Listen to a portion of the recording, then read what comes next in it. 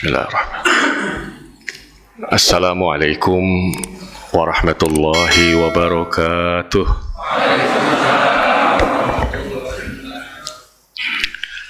Alhamdulillahilladzi dala'a lisan as-sabahi binutqi taballujih wa sya'sya'a diya as-samsi binuri ta'ajjujih wa atqana sun al-falakid dawari fi maqadiri tabarrujih. Ashhadu an la ilaha illallah wahdahu la syarikalah maliku mulkihi wa kursi wa ashhadu anna sayyidana Muhammadan abduhu wa rasuluhu imamu anbiyaihi wa sayyidu rusulih. Allahumma fassalli wa sallim ala sayyidina wa habibina wa syafi'ina wa maulana Muhammad wa ala alihi wa sahbihi, amma ba'd. Yang saya hormati, yang kita muliakan, Ketua DKM Masjid Asy-Syakirin. Saya merasa sangat tersanjung karena beliau langsung memoditari acara ini. Saya berbisik ke beliau, saya saja moderatornya dan beliau yang menjadi narasumbernya tadi. Tapi karena ini jadwal di mana saya diminta memberikan sedikit tausiah, maka sami'na wa ata'na. Mudah-mudahan apa yang saya sampaikan bermanfaat buat kita sekalian. Jamaah sekalian, kita sangat bersyukur, sangat bersyukur. Subuh ini di hari pertama bulan Ramadan kita bisa sholat berjamaah dengan suasana yang mungkin kita kenang kurang lebih 3 tahun yang lalu. Walaupun hari ini sebagian besar kita memakai masker. Betapa tidak, 2 tahun kurang lebih kita tidak bisa menunaikan ibadah dan syiar Ramadan itu sebagaimana yang kita harapkan. Saudara sekalian, kalau boleh saya menyampaikan hikmah dari pandemi ini. Sekiranya ada satu daerah di mana daerah itu terinfeksi sebuah virus atau sebagian masyarakatnya menderita sakit, dan di antara yang sakit-sakit itu sebagian ada yang wafat. Mungkin peristiwa itu kita masih bisa menganggapnya peristiwa yang normal. Tapi kalau seandainya virus itu yang sakit itu hampir seluruh dunia, yang terinfeksi lebih dari 1,5 miliar, yang wafat menurut data terakhir ya WHO tidak kurang dari 220 jutaan. Maka peristiwa ini bukan peristiwa main-main. Peringatan Allah ini bukan peringatan biasa. Ini peringatan sangat keras. Lepas dari teori bahwa virus ini rekayasa atau alamiah terjadi, tapi kita menyatakan dalam tauhid kita tidak ada sebuah kejadian di alam semesta ini kecuali merupakan takdir Allah Subhanahu wa Ta'ala. Maka untuk itu saya mengajak kita sekalian, marilah kita bersama tidak meninggalkan peristiwa yang besar ini, ujian yang sangat berat ini, ya. Kecuali pertama menjadi the better person, manusia yang lebih baik, the better servant of Allah, menjadi hamba Allah yang lebih baik. Kalau kita menyia-nyiakan teguran keras itu dan cukup panjang, bahkan hari ini sebetulnya kita belum bisa memastikan apakah memang telah hilang COVID-19 itu dan turunannya, derivatifnya, maka rasanya kita perlu mempertanyakan keimanan di dalam hati kita masing-masing. Pada saat kita mengalami peristiwa itu, saya yakin di tengah kita isolasi mandiri, kita prokes, mungkin sebagian kita juga di rumah sakit, sebagian kita tengah mengalami penderitaan yang berat itu, tapi kita masih juga beribadah, bertakwa, berbuat amal baik sesuai dengan yang kita lakukan, yang kita mampu. Maka dalam kondisi normal seperti ini, mestinya itu semua kita tingkatkan. Yang kedua, marilah kita menjadi the better friend, sahabat yang baik, teman-teman yang baik, tetangga yang baik. Pada masa kita mengalami situasi berat itu, di antara kita mungkin juga tengah terinfeksi, kita prokes, kita khawatir kita terkena virus, tapi kita rela datang ke tetangga, kita gantungkan masakan, makanan, kita kirim bantuan kepada tetangga kita yang sakit. Kita buat tim-tim siaga yang tulus ikhlas memasuki wilayah-wilayah lorong yang sempit, kita bantu mereka, berikan berbagai macam multivitamin dan lain-lain. Padahal kita sendiri dalam kondisi yang khawatir kita terinfeksi. Kalau dalam situasi itu kita bisa menjadi sahabat yang baik bagi siapapun, maka dalam kondisi yang lebih normal ini mestinya kita bisa berbuat yang lebih baik, menjadi sahabat yang lebih baik bagi siapapun. Yang ketiga, mari kita menjadi be a better leader, menjadi pemimpin yang lebih baik. Berat sekali ujian itu, tapi kita sebagai kepala keluarga, sebagai ibu, ya, sebagai guru, kita masih bisa menunaikan tugas-tugas kepemimpinan kita sebagai ketua yayasan, ketua DKM, ya, sebagai pengurus masjid, pengurus RW, pengurus RT. Kita masih berupaya menunaikan tugas-tugas sosial itu, memimpin masyarakat kita. Maka mari dalam kondisi yang lebih baik ini, yang melandai ini, mudah-mudahan memang Idul Fitri ini kita berharap, ya, Omikron sekalipun itu sudah bisa dikatakan pada titik nol, sehingga insya Allah kita telah lahir menjadi hamba-hamba Allah yang lebih baik daripada sebelumnya. Amin ya Rabbal Alamin. Hari ini betapa tidak kita bahagia. Para ulama, para salaf itu biasanya setengah tahun mereka berdoa untuk berjumpa dengan bulan ini. Kalau kita rata-rata 2 bulan kita berdoa, Allahumma barik lana fi Rajab wa Sya'ban wa balighna Ramadan. Maka inilah hari kita memasuki saat pertama, hari yang kita minta itu. Inilah saat dimana kita, ya, mendapatkan kesempatan emas. Karena banyak orang-orang yang tidak sampai usianya pada Ramadan ini. Begitu banyak keluarga kita, sahabat kita, tetangga kita, guru-guru kita, alim ulama. Kebetulan saya di Majelis Ulama Indonesia Pusat, itu terdata selama 2 tahun lebih kurang ada 600-an ulama-ulama pemuka masyarakat yang wafat karena COVID. Dan regenerasinya sebagian besar itu belum bisa diestafetkan pada pemimpin di bawahnya. Tokoh-tokoh besar kita, saya yakin banyak kita kenal, telah berpulang ke rahmatullah. Dan kita alhamdulillah, kita masih hidup ternyata. Inilah saatnya saya mengajak kepada kita sekalian untuk kita bersyukur dalam artian yang sebenarnya, ya, yaitu mentasarrufkan semua nikmat Allah, keimanan, kesehatan.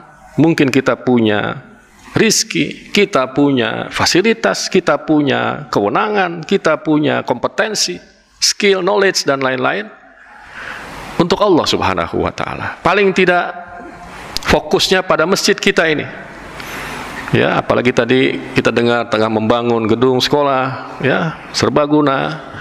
Jadikan masjid ini, bapak-bapak, ibu-ibu sekalian, sebagai jembatan kita memasuki surga Allah Subhanahu wa Ta'ala. Jangan cari tempat lain. Inilah tempatnya, ya, karena ini tempat kita sujud, ruku setiap saat, berdoa, berzikir, berjamaah.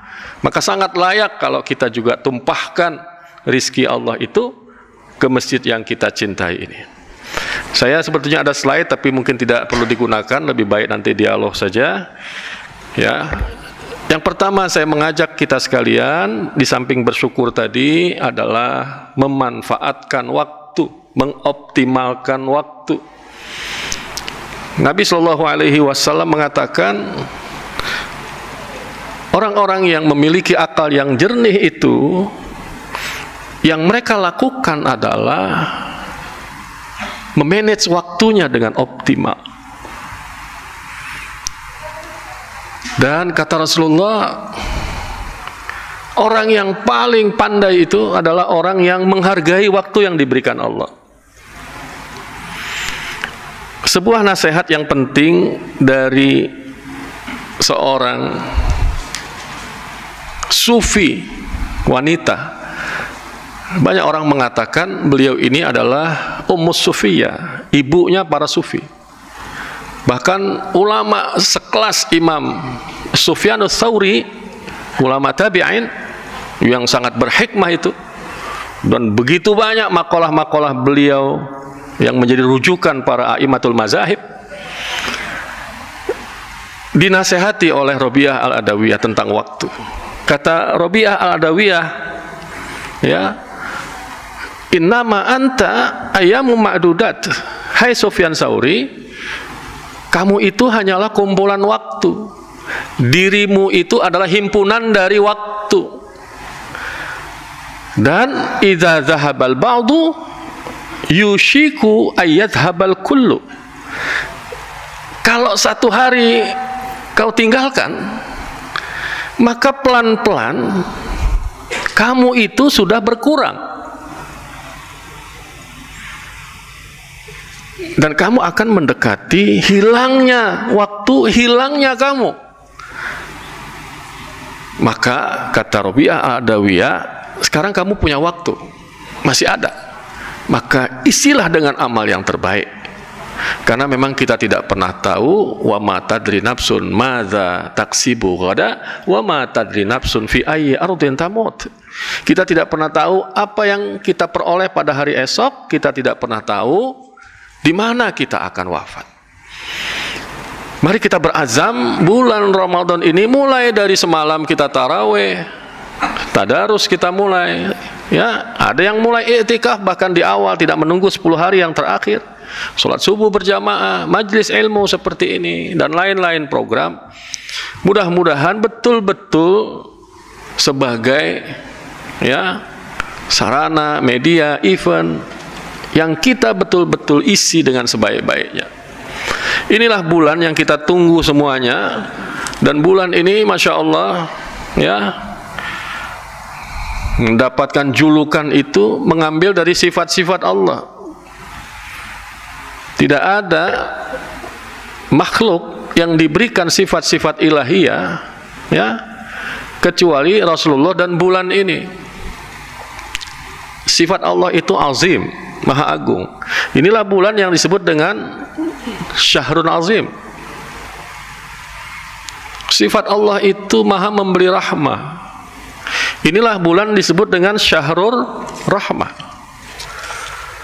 Allah memiliki sifat jud, al-judi wal karam.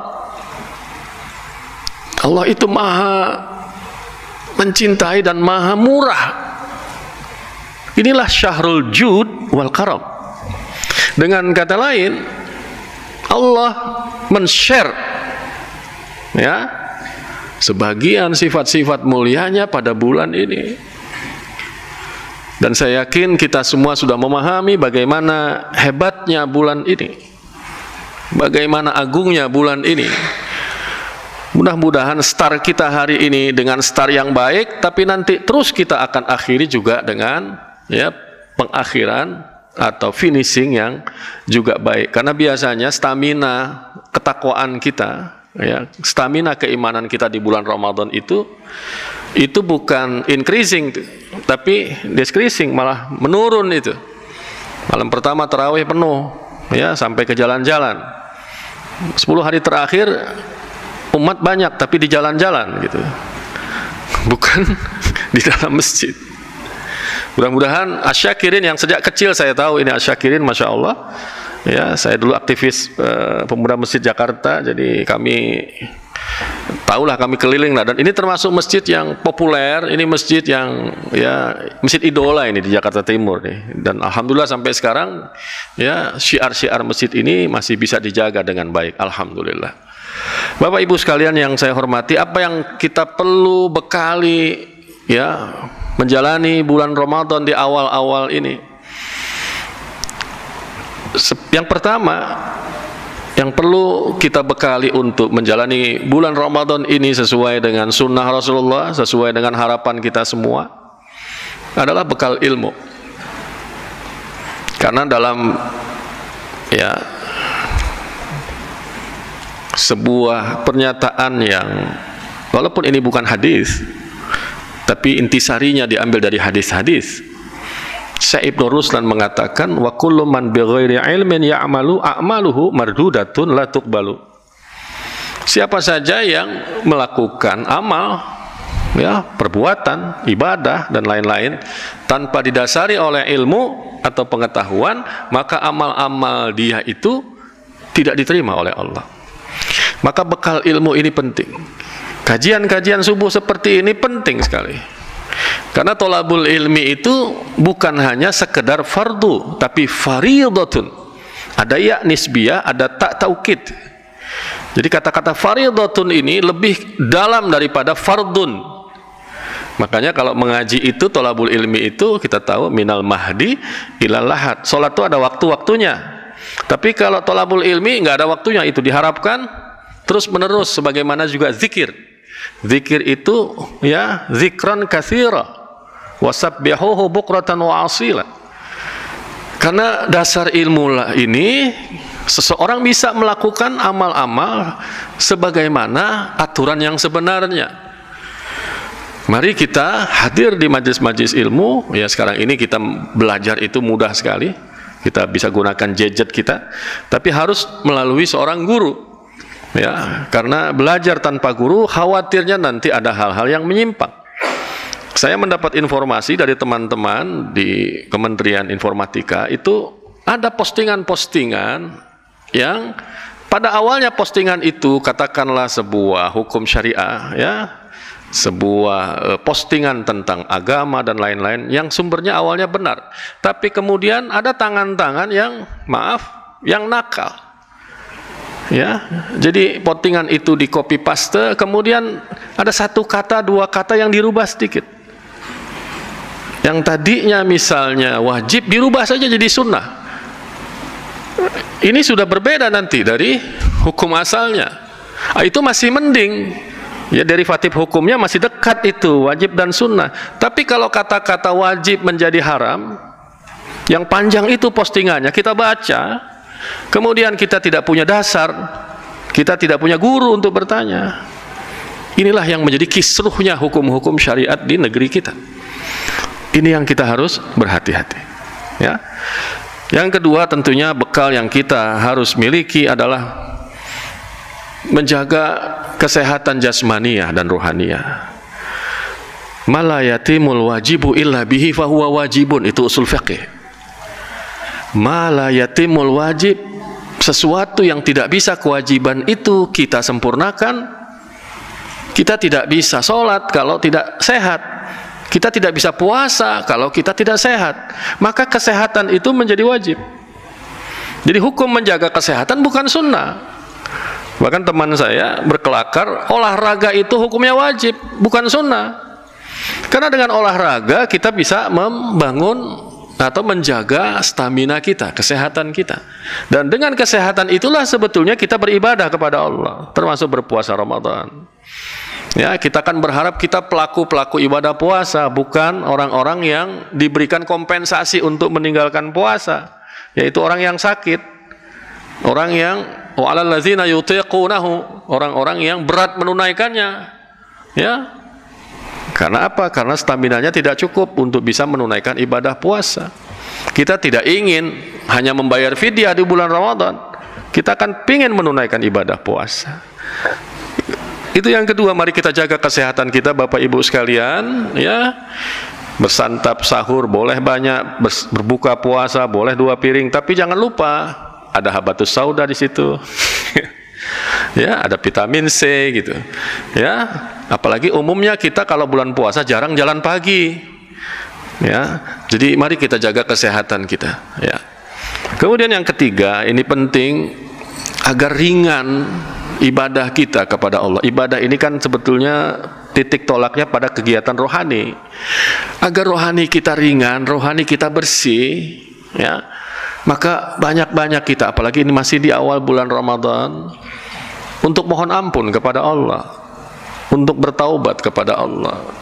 Ada orang yang secara fisik sangat prima, tapi rohaninya ya tercemar dengan dosa-dosa dan kemaksiatannya, sehingga ia tidak memiliki semangat untuk beribadah kepada Allah Subhanahu wa taala. Karena aspek dalam diri kita ini ya ada aspek rohania. Memang betul di dalam diri kita ini juga ada aspek nabati. Ya, organ kita ini tumbuh, rambut, ya, kumis, itu sisi nabati manusia. Ada pertumbuhan. Tapi sebetulnya yang sangat menentukan itu adalah sisi ruhaniyah ini. Bulan Ramadan ini adalah bulan penyucian jiwa. Semakin jiwa kita suci, maka ringan sekali ketakwaan kita jalankan. Ini yang ketiga. Yang keempat, ya, kita juga memohon kepada Allah kemudahan-kemudahan dalam menunaikan ibadah bulan Ramadan. Karena tanpa saya jelaskan panjang, saya yakin semua kita paham bagaimana pahala ganjaran yang luar biasa dari bulan ini. Anda memberikan satu botol kecil air mineral saja untuk berbuka, satu botol kecil, itu Anda dapat pahalanya sama dengan yang berpuasa itu. Dahsyat sekali. Makanya ketika Nabi berkhutbah mengawali bulan Ramadan, Nabi menyerukan agar kalian itu memiliki empati kepada orang yang berpuasa. Man faddara sha'iman kana lahu mithlu ajrihi. Kata Nabi, kalian memberikan berbuka kepada orang yang berpuasa, pahalanya kalian juga dapat. Jadi sederhananya, puasa kita kan cuma 30 hari insya Allah pada tahun ini, atau 29 hari. Maka kita bisa berpuasa Ramadan itu sebetulnya 60 hari. Bagaimana caranya? Setiap hari Anda berikan orang berbuka. Jadi pahalanya itu 2 kali. Kalau 1 hari Anda berikan 3 kali ke 3 orang, Anda berpuasa 4 bulan. Puasa Anda sendiri dan 3 orang yang Anda berikan berbuka. Anda kebetulan punya rizki yang luas, yang lapang, ya, setiap hari mengirimkan buka puasa di Masjid Asyakirin kita ini, katakanlah 50 box. Anda hitung saja, itu berapa bulan itu Anda mendapatkan pahala puasa Ramadan. Mendengar itu, para sahabat kemudian ya terdiam. Sebagian sahabat Nabi yang duduk di bawah, ya, Nabi mungkin kira-kira seperti ini yang beliau sampaikan di Masjid Nabawi di awal-awal Ramadan. Kata sahabat-sahabat, ya Rasulullah, kami tidak punya sesuatu untuk bisa memberikan penganan kepada orang yang berbuka. Kami sendiri susah. Karena sahabat-sahabat Nabi memang orang-orang yang du'afa, ya. Tapi apa yang dikatakan Nabi Shallallahu Alaihi Wasallam, saya yakin ini pernah Anda dengar, kita dengar semua, ya. Jadi Allah akan memberikan pahala yang sama sekalipun yang engkau berikan hanya syurbati ma'in, seteguk air, apalagi 1 gelas kecil, seteguk air. Au mazqati labanin, atau sehirupan susu, ya, au tamrotin, bahkan sebutir korma. Saya yakin kita semua ini bisa kok melakukan ini. Jadi mari kita di bulan ini jangan menjadi orang yang soleh secara pribadi. Soleh secara pribadi mudah-mudahan kita sudah sampai. Tapi bagaimana kesolehan sosial ini? Karena inilah yang sebetulnya ingin diciptakan oleh bulan suci Ramadan. Dan bulan Ramadan ini adalah bulan yang kaitannya dengan aspek-aspek ekonomi itu sangat dekat. Banyak orang berkata begini, nggak ada hubungan Islam dengan ekonomi. Ekonomi ya ekonomi, Islam ya Islam. Ya, Snok Hurgronya dulu pernah ya mendoktrinkan kita bahwa Islam itu kan cuma ISLAM. Isya, subuh, lohor, asar, maghrib. Itulah Islam. Di luar itu bukan Islam. Padahal kita punya Al-Quranul Karim. Kitab itu menyatakan ma farratna fi hadzal kitabi min syai'. Tidak kami tinggalkan perkara apapun, kata Allah, di dalam kitab ini. Kalau kita melihat konfigurasi ajaran Islam yang sangat syamilah itu, komprehensif itu, maka semua aspek kehidupan itu diatur oleh Al-Quran. Ada diatur secara normatif, bahkan ada yang diatur secara rinci. Ya, kita lihat misalnya hukum waris itu angka-angka bahkan di bawah 1 itu, 1/3, 2/3 itu diatur Al-Quran. Transaksi ekonomi diatur oleh Al-Quran. Nah, saya ingin menyampaikan satu poin saja kaitannya dengan ya puasa dan ekonomi. Nah, nanti arahnya pada kepedulian sosial. Hakikatnya puasa ini secara ekonomi mengajarkan efisiensi.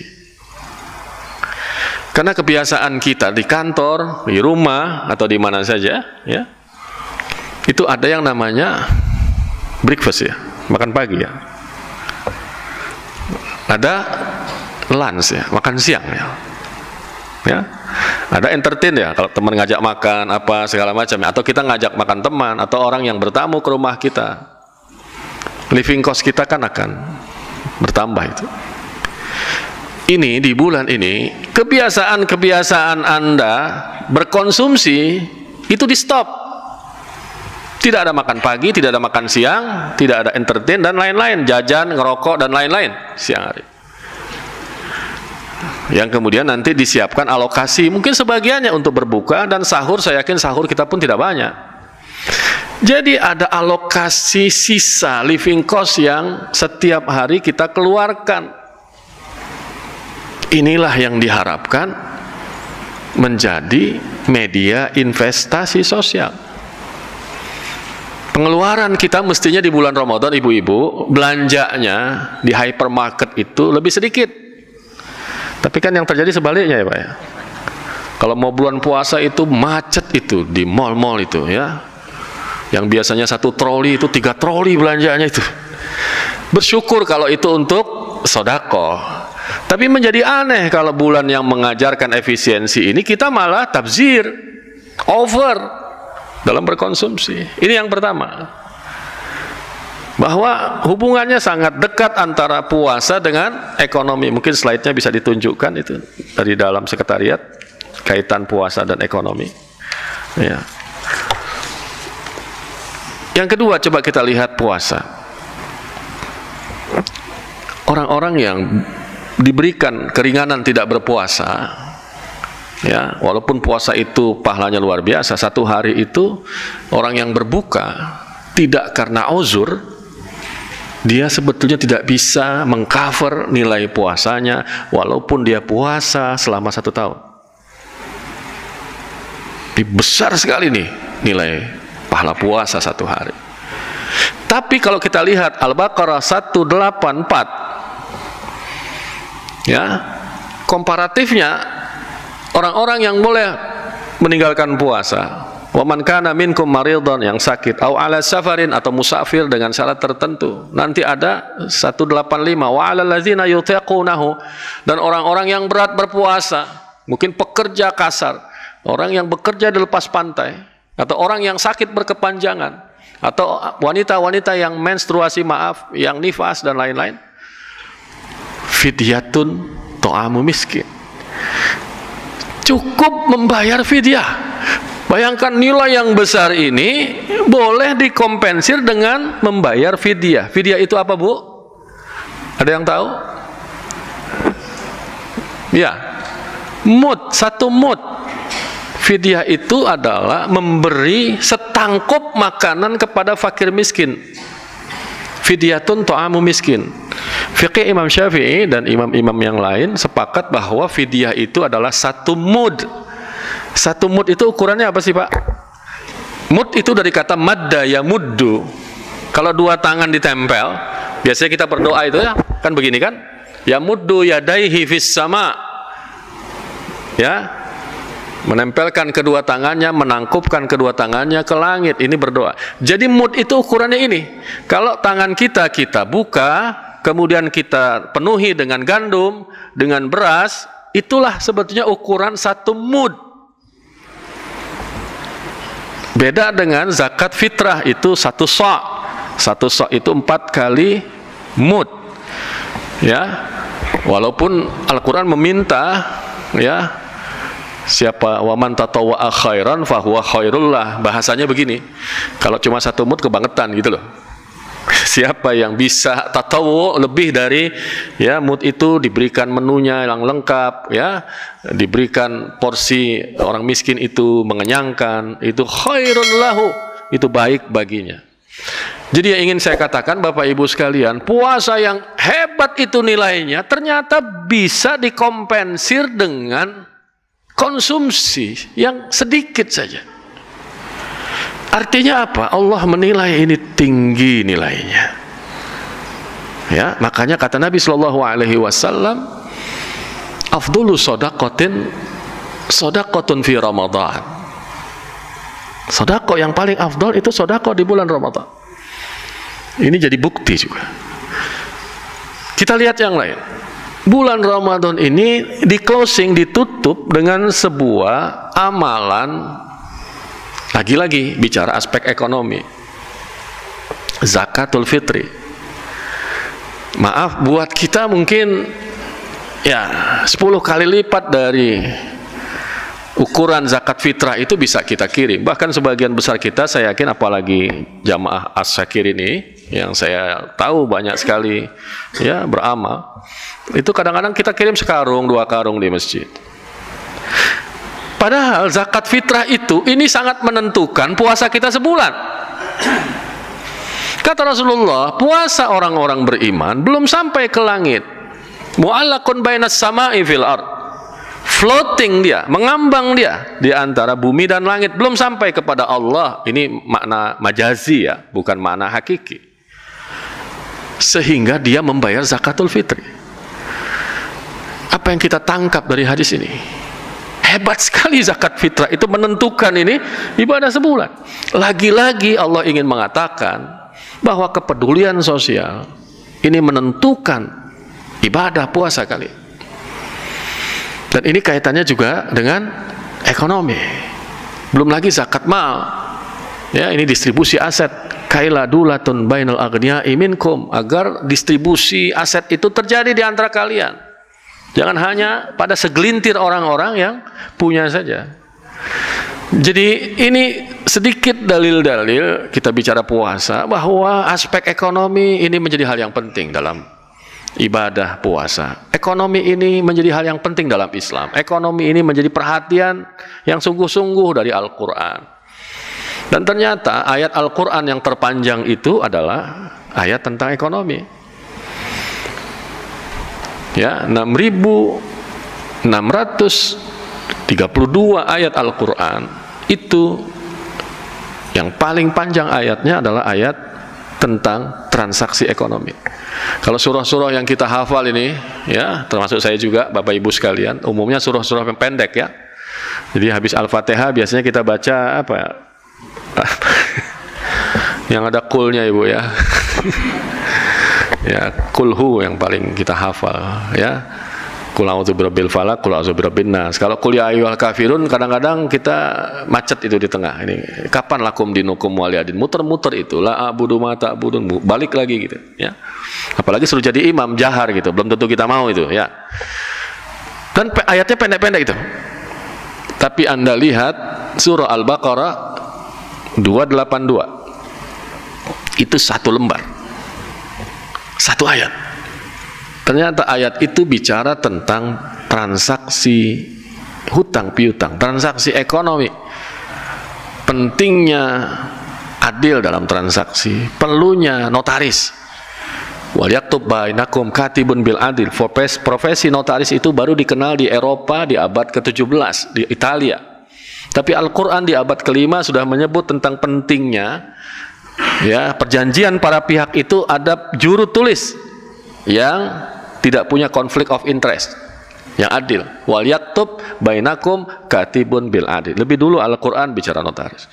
Itu bicara tentang kolateral, jaminan, bicara tentang bagaimana legal document dan lain-lain. Jadi ini hebatnya Al-Quran. Kalau orang menyatakan gak ada hubungan antara Al-Quran dan ekonomi, kita menjadi sedih. Ya, karena Allah menurunkan agama ini, al-yauma akmaltu lakum dinakum, sudah sempurna kata Allah.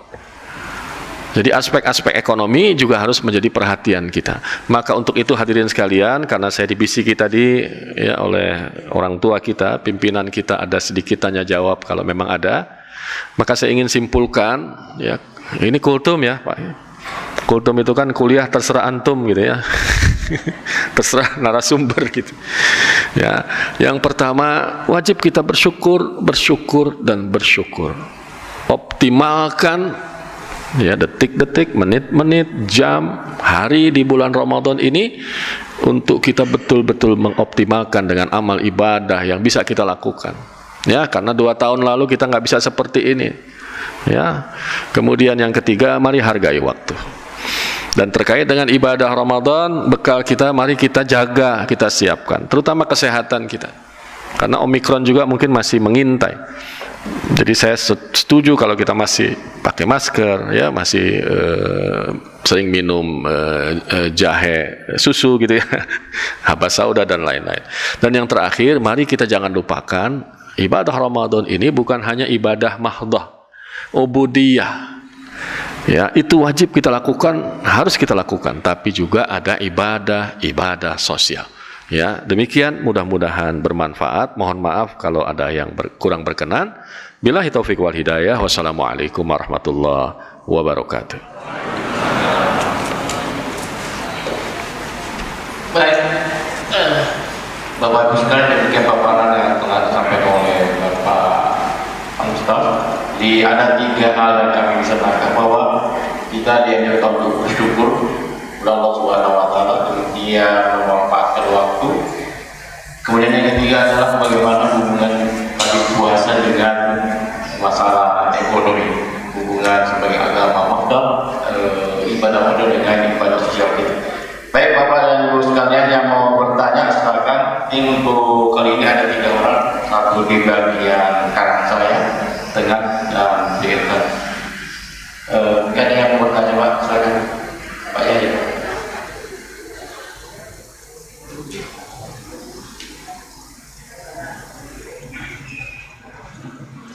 Tiga ada ya? Satu. Kemudian bagian kiri Pak. Baik.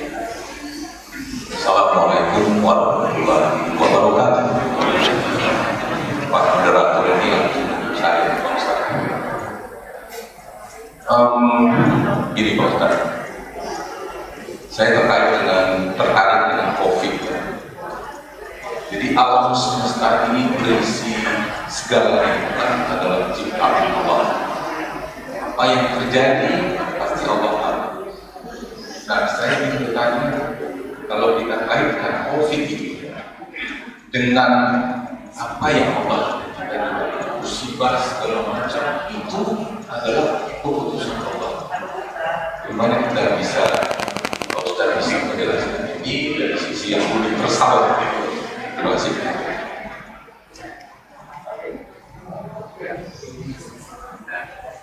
Yang kedua siapa tadi? Yang kedua Tengah-tengah.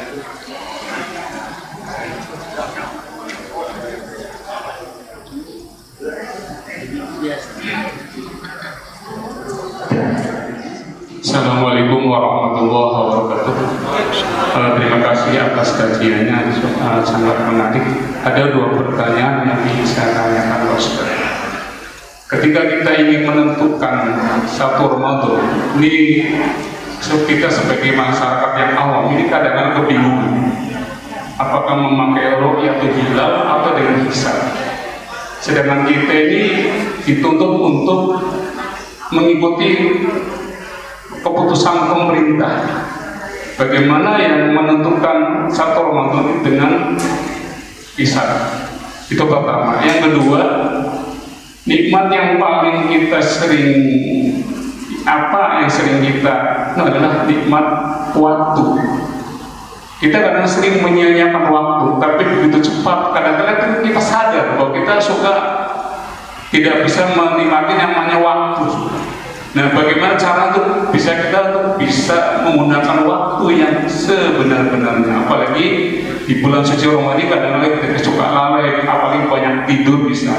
Ini gimana cara untuk memanage waktu dengan baik? Terima kasih Pak Ustaz. Assalamualaikum warahmatullahi wabarakatuh. Mungkin pertanyaan yang terakhir, siapa lagi? Pak, cukup dua aja Pak. Dua saja. Ya. Silakan Pak Ustadz untuk dijawab dua pertanyaan tadi. Ya, baik. Saya yakin di hadapan saya ini banyak ya orang-orang yang lebih alim, lebih berilmu dan bisa menjawab lebih sempurna. Karena ini sharing session, maka sekiranya ada yang mau menjawab, mungkin saya persilahkan. Kita berbagi ilmu. Oh, langsung saja. Ya, baiklah, saya mewakili. Ya, mudah-mudahan apa yang saya sampaikan ini mendapatkan petunjuk dari Allah Subhanahu wa taala. Jadi pertanyaan pertama, apa hikmah di balik musibah? Tidak kurang dari 102 ayat Al-Qur'an yang berbicara tentang hikmah di balik musibah.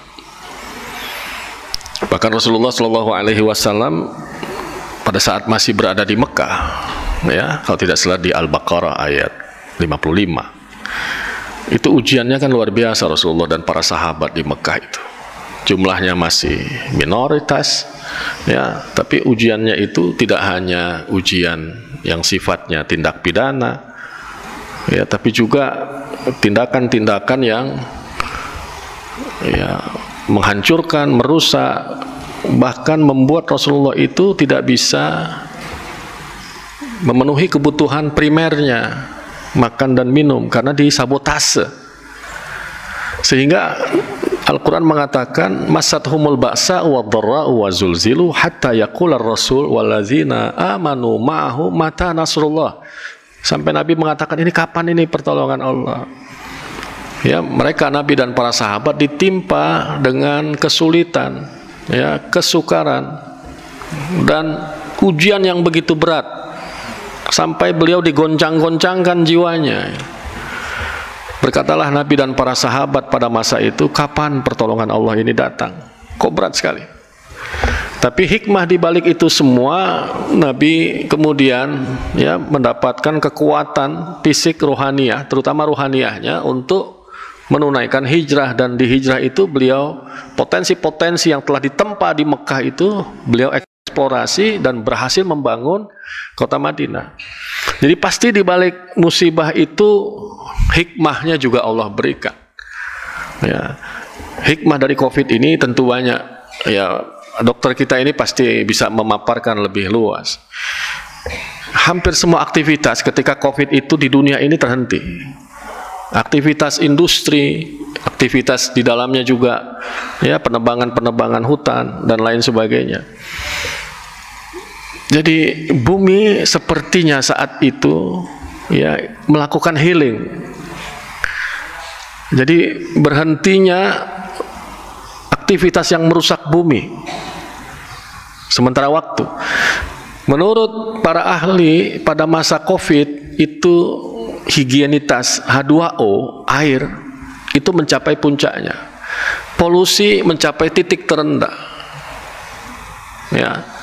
Pada saat COVID itu, ya, kebutuhan manusia itu tidak sebagaimana kebutuhan di saat normal. Yang banyak mereka tidak hanya memenuhi kebutuhan primer, tapi hal-hal yang sekunder, yang lux itu untuk konsumsi juga, itu banyak terbuang.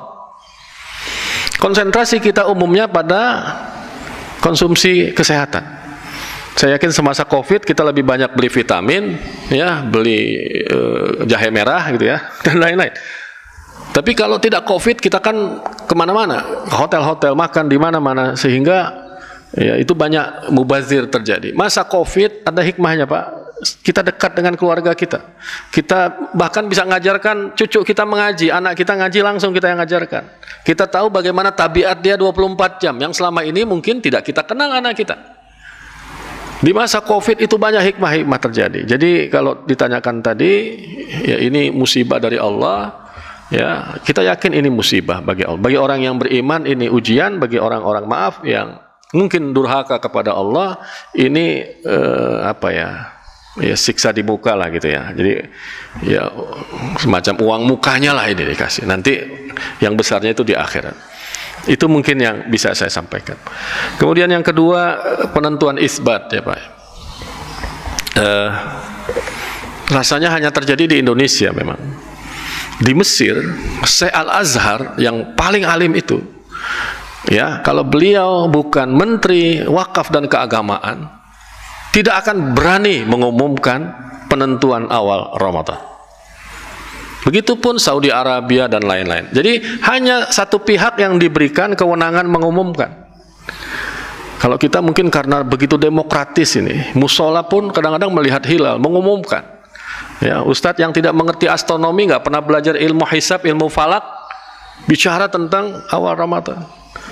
Ini fakta ya yang kita hadapi di negeri kita. Rasulullah sebetulnya memberikan pilihan untuk kita menggunakan dua metode ya falak astronomis dan metode ru'yat dengan melihat hilal. Ya.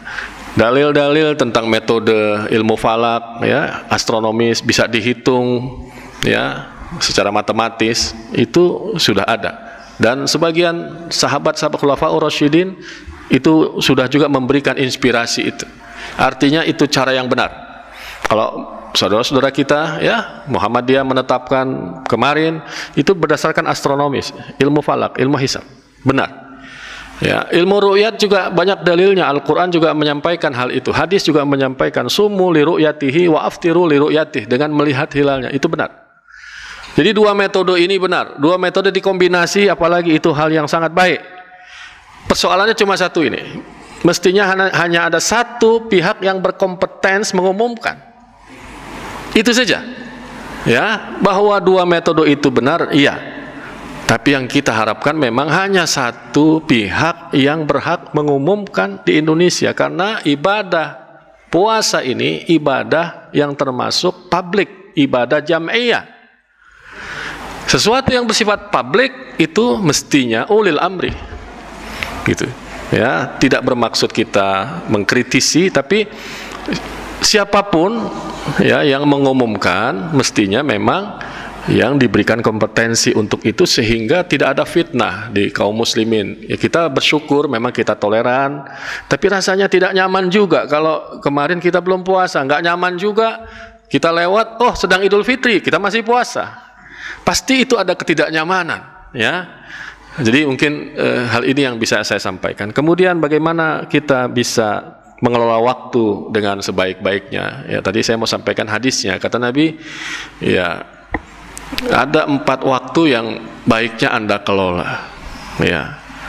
Laisa lil aqili an yakuna maghluban ala aqlihi ila ayakuna arba'u sa'at. Jadi sepatutnya kita ini, kata Nabi, itu mengelola 4 agenda secara berkesinambung. Pertama, sa'atun yunaji fiha rabba.